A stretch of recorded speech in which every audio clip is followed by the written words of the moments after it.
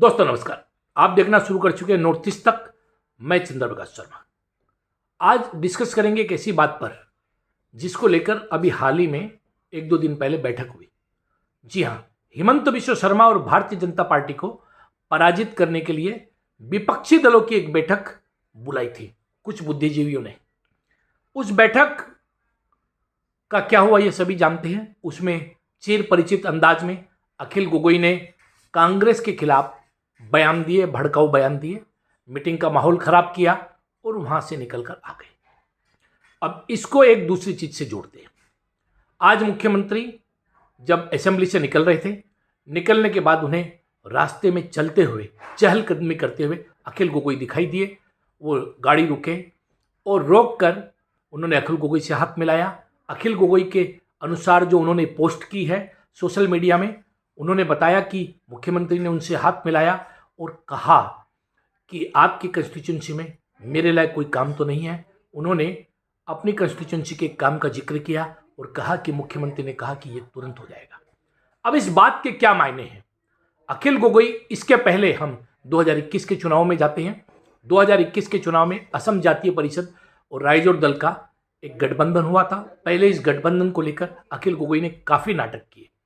वो नाटक चलते रहे और उस नाटक के बाद अचानक से जब सहमति हुई तो उन सहमति वाले जितने स्थान थे उनमें अधिकांश स्थानों पर अखिल गोगोई ने अपने कैंडिडेट खड़े कर दिए। कई जगह पर इनका कथित रूप से फ्रेंडली कंटेस्ट भी हुआ। तो ये अखिल गोगोई है। दरअसल अखिल गोगोई पूरे 126 सीटों में केवल एक सीट पर अपना प्रचार करते हैं या अपनी जीत सुनिश्चित करना चाहते हैं। वो है शिवसागर की सीट और वो उनकी अपनी सीट है। इसके अलावा उन्हें न किसी नेता की सीट से मतलब है, न अपने राइजोर दल के अन्य किसी कैंडिडेट से मतलब है, न विपक्षी दलों के किसी से मतलब है।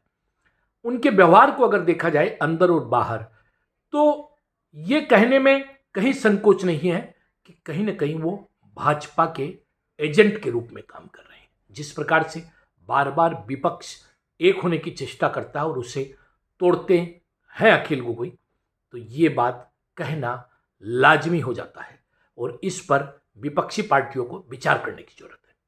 साथ ही आज मैंने एक आर्टिकल पढ़ा मृदुल कुमार हुंदिकोय का।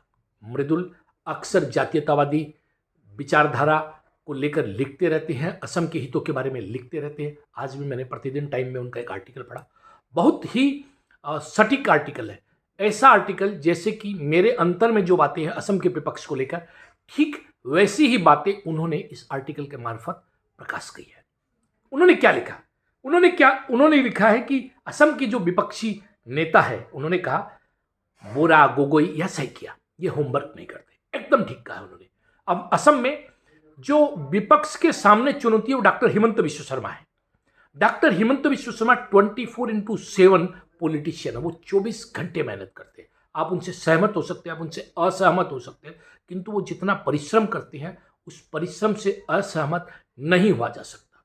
वो निरंतर परिश्रम करते हैं। उन्होंने काफी समय पहले कह दिया कि अगले चुनाव में हम 94 सीट जीतेंगे। वो और उसके लिए लग चुके हैं पूरी ताकत के साथ 94 सीट जीतने के लिए। किंतु विपक्ष के पास हिमंत बिश्व शर्मा को काउंटर करने के लिए या भारतीय जनता पार्टी को काउंटर करने के लिए कोई भी योजना नहीं है। केवल बयानबाजी तक सीमित है और बयानबाजी करके वो हिमंत बिश्व शर्मा को हराना चाहते हैं। और वो बयानबाजी भी यदा कदा आती है। अखिल गोगोई उनके खिलाफ बयान देते हैं और फिर उनसे गुप्त समझौता करते हैं। अर्थात अगर विपक्ष के रूप में असम में किसी को लोग पहचानते हैं तो अखिल गोगोई को पहचानते हैं। और अखिल गोगोई ऐसा लगता है कि उस बॉल को खेलते हैं जो हिमंत बिश्व शर्मा फेंकते हैं। और जब विपक्ष के साथ उनकी बैठने की बात आती है तो वहां का माहौल पूरी तरह खराब कर देते हैं। ये कुछ गंभीर बातें हैं। इन बातों को समझने की जरूरत है। और मृदुल कुमार हुंदिकोय ने आज जो ये आर्टिकल लिखा है, अगर विपक्षी पार्टियां, उसमें असम जातीय परिषद भी है, जो एक समय लुरिनज्योति गोगोई से ऐसा लगा कि वो एक नेतृत्व दे पाएंगे, किंतु अब उनकी जो टीम है वो कहीं ना कहीं कांग्रेस के समर्थन में, कांग्रेस के साथ बहती हुई नजर आ रही है। क्षत्रियतावादी विचारधारा से कहीं ना कहीं अलग नजर आ रही है। तो ये एक बड़ी चुनौती विपक्ष के सामने है। अभी भी 1 वर्ष है। अगर आज से भी, अभी से भी अगर विपक्ष लगे तो हो सकता है आने वाले दिनों में कुछ चुनौती वो डॉक्टर हिमंत बिश्व शर्मा को दे सकते हैं। ऐसा नहीं है कि हिमंत बिश्व शर्मा ने जो भी काम किए हैं उसको लेकर नाराजगी नहीं है, एंटी इनकम्बेंसी नहीं है, बड़े पैमाने पर नाराजगी है उनके खिलाफ। उन्होंने जो कुछ भी किया है या जो आरोप उन पर लग रहे हैं, लगातार भ्रष्टाचार के आरोप लग रहे हैं, नेपोटिज्म के आरोप लग रहे हैं, या जो आसपास का माहौल है उस प्रकार का जो आरोप लग रहे हैं, उन सारे आरोपों में डॉक्टर हिमंत बिश्व शर्मा घिरे हुए हैं। किंतु सबसे बड़ी बात है, उन आरोपों को जनता के बीच ले जाकर उनके खिलाफ एक जनमत जो तैयार करने की ताकत होनी चाहिए विपक्ष में, उसका अभाव दिख रहा है। गौरव गोगोई से एक आसबंदी थी, किंतु वो असम से ज़्यादा जो है दिल्ली की राजनीति करते हुए नजर आते हैं। प्रद्युत बरदले दिल्ली की राजनीति करते हुए नजर आते हैं। और हिमंत बिश्व शर्मा जिस ढंग से अपना पासा खेल रहे हैं, जिस प्रकार से उन्होंने सामागुड़ी में, जहां पर मुस्लिम बहुल जो है इलाका है, वहां से रोकिबुल हुसैन की सीट को छीन लिया, उनके बेटे को हरा दिया तंजील को, ये बहुत बड़ी बात है। और इससे पता चलता है कि हिमंत बिश्व शर्मा कितना बड़ा होमवर्क करके चलते हैं। आखिर कैसे इसको काउंटर करेगा विपक्ष, ये अपने आप में एक बड़ी चुनौती है। अब देखिए क्या वो कहते हैं मृदु कुमार होंदिकोय, सिर्फ कैमरे के सामने प्रेस कॉन्फ्रेंस कर देने से या कुछ कह देने से एक विपक्षी नेता का कर्तव्य पूरा नहीं हो जाता। विपक्ष की ऐसी निष्क्रिय भूमिका सत्तारूढ़ पक्ष को आगे बढ़ने में मदद कर रही है। एक अच्छा छात्र परीक्षा की तैयारी हर दिन करता है, जो बातें समझ में नहीं आती है वह उन्हें बार बार सुनकर समझकर कोशिश करता है कि उसके अनुसार चले। वह अपनी तैयारी के लिए नियमित रूप से होमवर्क करता है। इस मेहनत और प्रयास का नतीजा यह होता है कि वह परीक्षा में अच्छा प्रदर्शन कर पाता है। बिना परिश्रम के सिर्फ कल्पना में जीकर कोई भी सफलता हासिल नहीं कर सकता। कई प्रतिभाशाली छात्र इस गुण के अभाव में परीक्षा में सफल नहीं हो पाते और विपक्ष में ये अवगुण नजर आ रहे हैं। अगर एक छात्र लगातार असफल होता है और फिर भी मेहनत नहीं करता है, तो एक ऐसा समय आता है जब उसके माता पिता भी उस पर भरोसा नहीं करते। असम की विपक्षी राजनीति में भी यह स्थिति देखने को मिल रही है। कई संभावनाओं के बावजूद विपक्ष होमवर्क करने और मुद्दों को जनता तक सही तरीके से पहुंचाने में असफल है। इसी कारण से आम जनता का विपक्ष से मोहभंग हो रहा है।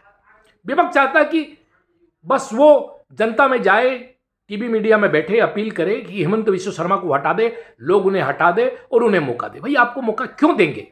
आपने ऐसा क्या किया? आपकी योजनाएं क्या हैं? हिमंत बिश्व शर्मा जो योजनाएं रख रहे हैं उनके जवाब में आपने क्या योजनाएं रखी हैं असम के विकास को लेकर? क्षेत्रीयतावादी जो विकास एक होना चाहिए या क्षेत्रीयतावाद के जो मुद्दे हैं, असम के लोगों के हितों से जुड़े जो मुद्दे, उनको लेकर आपके पास क्या योजनाएं? आज तक कोई योजना विपक्ष से असम के आर्थिक विकास के लिए या असम के जो खिलंजिया भूमिपुत्र लोग हैं उनके सुरक्षा को लेकर कोई मुद्दा सामने नहीं आ रहा। वहीं जो भी आंसू से लेकर जितने भी छात्र संगठन है, लगभग सारे के सारे हिमंत बिश्व शर्मा के सुर में सुर मिलाते हुए नजर आ रहे हैं।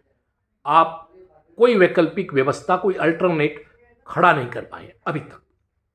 साथ ही भले ही विपक्ष के नेता इस बात को समझने में असमर्थ हो, लेकिन यह असम की राजनीति में विपक्ष के लिए कठोर सच्चाई बन चुकी है। बीते 3 वर्षों में विपक्ष ने कौन से ऐसे मुद्दे उठाए हैं जिन्हें जनता के सामने प्रभावी रूप से प्रस्तुत किया गया? विपक्ष को खुद इसकी एक सूची बनानी चाहिए। इसके बाद अगर विपक्ष आत्मविश्लेषण करे कि उसने इन दिनों क्या किया तो उसे खुद ही समझ में आ जाएगा। होंदिकोय कहते हैं कि वह कितने पीछे छूट चुकी है इसका एहसास उन्हें होगा। मुख्यमंत्री डॉक्टर हिमंत बिश्व शर्मा जब किसी भी मुद्दे को उठाते हैं तो जो तर्क और तथ्य के साथ उसे प्रस्तुत करते हैं, कम से कम अस्थायी रूप से ही सही, किंतु जनता का विश्वास जीतने में सक्षम होते हैं। सत्तारूढ़ दल के अन्य नेता और मंत्री सक्रिय न भी रहे तो भी सिर्फ एक व्यक्ति मुख्यमंत्री पूरे विपक्ष को जवाब देने में सक्षम होता है और वो जवाब देते भी है। उस व्यक्ति मुख्यमंत्री को जवाबदेह ठहराने के लिए कोई ठोस मुद्दा उठाने में विपक्ष आज तक असफल रहा है। इससे विपक्ष की विफलता नहीं तो और क्या कहा जाए। सिर्फ अखिल गोगोई ही विधानसभा में विशेष रूप से मुख्यमंत्री को असहज कर पाते हैं या उनके खिलाफ जो है वो मुद्दे उठा पाते हैं, लेकिन उनका असंयमित व्यवहार और प्रस्तुति की शैली आम जनता का भरोसा जीतने में असफल रही है।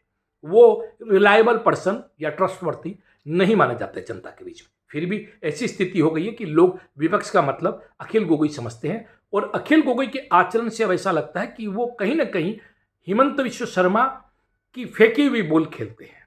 इसमें भी कोई दो राय नहीं है। मुख्य विपक्षी दल के रूप में असम कांग्रेस के अधिकांश नेता चुप्पी साधे हुए हैं। कभी कभी प्रदेश कांग्रेस के अध्यक्ष भूपेंद्र बोरा सत्ताधारी दल पर हमला करने की कोशिश करते हैं, लेकिन वे विषय की गहराई तक नहीं जा पाते। सिर्फ प्रेस कॉन्फ्रेंस कर देने से जिम्मेदारी खत्म नहीं होती। सिर्फ कैमरे के सामने प्रेस कॉन्फ्रेंस कर कुछ कह देने से विपक्षी नेता का कर्तव्य पूरा नहीं हो जाता। और ये जो हालत और हालात है विपक्षियों के, ये सीधे तरीके से जो है वो हिमंत विश्व शर्मा भारतीय जनता पार्टी को मदद करे। जिस सत्तारूढ़ पक्ष को विपक्ष से डर कर चलना चाहिए, अब हालात यह है कि विपक्ष ही सरकार के प्रति नरमी बरतता हुआ दिखाई दे रहा है। विपक्ष में बैठे राजनीतिक दलों के बीच एकता और मित्रता सिर्फ भाषणों में नजर आती है। विपक्ष में एकता और विश्वसनीयता की कंप्लीटली जो है एक कमी नजर आ रही है। असलियत और व्यवहारिक रूप से विपक्ष कई बार इस तथाकथित एकता को बनाए रखने में असफल हुआ है। इसी कारण जनता को विपक्ष में कोई संभावना ही नहीं दिख रही। ऐसे माहौल में अगर विपक्ष को किसी बुद्धिजीवी का सहारा लेकर एक संयुक्त ताकत के रूप में खड़ा करने की कोशिश की जाती है तो यह प्रयास स्वागत योग्य है, लेकिन इसकी सफलता पर भी सवाल उठाए जाए तो नाराज होने का कोई कारण नहीं है, बल्कि यह विपक्ष की आत्मविश्लेषण और आलोचना की क्षमता की कमी को दर्शाता है। छात्र नेता से राजनीतिक दल का नेतृत्व करने वाले लुरिनज्योति गोगोई से उम्मीद थी कि वे फिर से असम में राष्ट्रवादी यानी कि यहाँ की जो राष्ट्रीयता जो है या क्षेत्रीयतावाद है उसकी विचारधारा को मजबूत करेंगे। शुरू में उन्होंने ये उम्मीद जगाई, लेकिन बाद में उन्होंने आश्चर्यजनक रूप से कांग्रेस समर्थक का रुख अपना लिया है और क्षेत्रीयतावाद से भटक गए। क्या उनकी राजनीतिक रणनीति सिर्फ खुद को विधायक बनाने की चेष्टा तक सीमित रह गई है? कहीं ऐसा तो नहीं लुरिनज्योति गोगोई ने अपने राजनीतिक लक्ष्य को क्षेत्रीयतावाद के रास्ते से हटाकर कांग्रेस या अन्य दल के नेताओं को खुश करने तक सीमित रख लिया है? ये बहुत बड़ा प्रश्न है जो है लुरिनज्योति गोगोई के लिए है और यह उनका भविष्य भी तय करेगा। अगर एक बार फिर लुरिनज्योति गोगोई परास्त होते हैं या राजनीतिक रूप से सफल नहीं होते हैं या वो अपनी विचारधारा को नहीं रख पाते हैं तो लुरिनज्योति के राजनीतिक अस्तित्व पर बहुत बड़ा प्रश्न 2026 में लगने वाला है। गौरव गोगोई जैसे राष्ट्रीय स्तर पर स्थापित नेता को जमीनी स्तर पर संपर्क बनाए रखना चाहिए, लेकिन उनकी छवि अहंकारी हो गई है और यही अहंकार उनके लिए सबसे बड़ी बाधा बन गई है। उनके अपने साथी मानते हैं कि उन्होंने खुद ही अपने लिए दुश्मन तैयार कर लिए। क्या जनता विपक्ष पर भरोसा कर सकती है? अजित भुइयां इसमें एक प्रतिष्ठित पत्रकार रहे हैं, स्वाभिमानी पत्रकार रहे, लेकिन राजनेता के रूप में उन्हें कभी भी रिकॉग्निशन या स्वीकृति जो है वो जनता के बीच नहीं मिली। राज्यसभा सांसद होने के बावजूद जनता का विश्वास जीतने में अभी उन्हें बहुत लंबा सफर तय करना होगा। देवव्रत सैकिया अपने आप को सुरक्षित रखते हुए आगे बढ़ रहे हैं। वो अपनी सीट बचाने में लगे हुए हैं कि कैसे भी कर वो अपनी सीट नाजीरा से जीतते रहे। प्रद्युत बरदोले अहंकार के साथ राजनीति कर रहे हैं, लेकिन वे अपने स्वार्थ और अवसरों के प्रति बेहद सतर्क हैं, इसलिए वे सत्तारूढ़ पक्ष के खिलाफ खुलकर बोलने से बचते हैं। रोकीबुलु सेन को उनके समुदाय की पहचान के कारण सत्ताधारी दल द्वारा आसानी से निशाना बनाया जा रहा है। वे अन्य विपक्षी नेताओं की तुलना में अधिक प्रभावी वक्ता है, लेकिन उनके पिछले भ्रष्टाचार के आरोप और किए गए वादों को पूरा न कर पाने की छवि के कारण वे एक असफल विपक्षी नेता माने जा रहे बन गए हैं। ऐसे हालात में जनता किस पर भरोसा करे? ऐसे में जनता भरोसा करे तो कैसे करे? किससे उम्मीद रखे? सिर्फ आलोचना करने या तीखे बयान देने से लोग वोट देंगे क्या? कदापि नहीं देंगे। और ये निरंतर हम चुनाव में देख रहे हैं। आज की मीडिया में, आज की राजनीति में सोशल मीडिया का बहुत प्रभाव है। सोशल मीडिया पर भी विपक्ष अपनी स्थिति जो है मजबूत करने में विफल रहा है। अब ऐसी स्थिति बन गई है कि विपक्ष के कुछ नेता सिर्फ गुवाहाटी या दिसपुर में प्रेस में बयान देने तक सीमित रह गए। अगर ये नेता अध्ययन, तथ्यान्वेषण और प्रभावी प्रस्तुति के जरिए सत्तारूढ़ दल को जवाबदेही नहीं बना सकते तो उन्हें किसी प्रकार से जनता का समर्थन नहीं मिलेगा और 2026 में जो है भाजपा की राह अभी जैसी है वैसी ही आसान रहेगी और मुख्यमंत्री ने जो टारगेट रखा 94 का वो प्राप्त करने में उन्हें मुश्किलात का सामना नहीं करना पड़ेगा। तो विपक्ष के पास अभी भी 1 वर्ष का समय है। अगर अभी भी असम में विपक्ष जीते और केवल बयानवीर बनने की अपेक्षा जनता के बीच जाए, जनता के मुद्दे सुने और एक वैकल्पिक राजनीति प्रस्तुत करे जो भाजपा से अलग हो, जो सबको साथ लेकर चलने की राजनीति हो, क्षेत्रीयतावादी जो मुद्दे हैं, असम के हित से जुड़े हुए, असम के भूमिपुत्रों के हितों से जुड़े हुए मुद्दे हैं, अगर उनको प्रभावी ढंग से रख पाए लोगों के बीच में, जहां पर हिमंत बिश्व शर्मा असफल हुए हैं भ्रष्टाचार से लेकर अन्य मुद्दों पर, उन्हें अगर प्रभावी ढंग से रख पाए, जिस प्रकार की राजनीति हिमंत बिश्व शर्मा कर रहे हैं कि लोगों के बीच में जो है रेवड़ियां बांटकर या उन्हें उनके खातों में पैसे देकर या ये प्रलोभन की राजनीति कर रहे हैं, इसके खतरनाक अंजाम अगर वो लोगों को समझा पाए और इससे एक अल्टरनेट व्यवस्था उनके सामने रख पाए, तभी लोग उनका विश्वास करेंगे। नहीं तो अगर आज की डेट में चुनाव होते हैं तो एक बार फिर से भाजपा को सत्ता में आने से कोई नहीं रोक सकता। नमस्कार, वंदे मातरम, जय जय। देखते रहिए नॉर्थ ईस्ट तक।